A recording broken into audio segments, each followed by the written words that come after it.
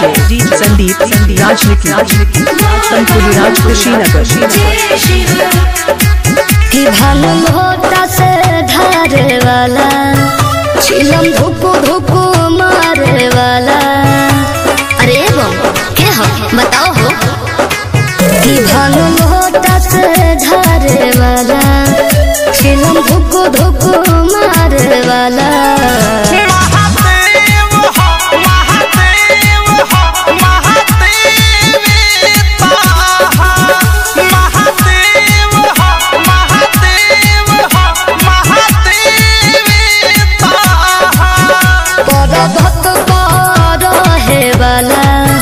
गंगा जाता से बहे वाला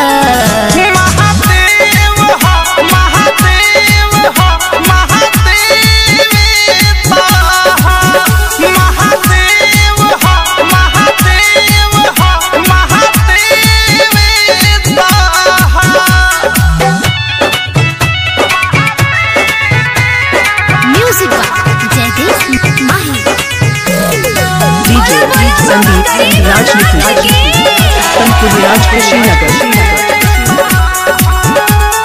डाले पवन गरावा में सपवा के माला कौन पहनला बम हो मिर्गा के छाला। कली है आगे सुनी सुनावा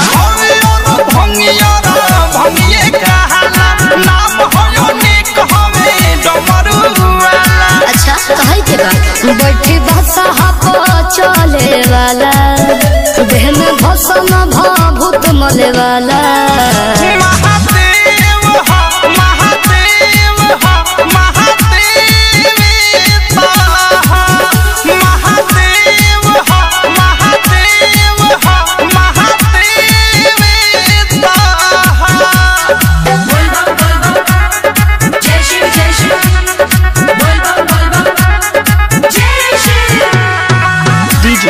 संदीप राजनीति तनपुरी राज कुशीनगर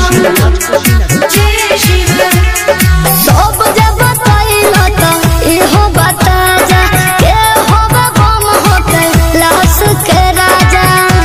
अरे बोलो बा दुनिया पूजे जके जरा के बर्बादी बम सुनी रौरा हवे गहुरा के पति ओधे प्रेमी के समारे वाला बिकी भी सलते तारे वाला।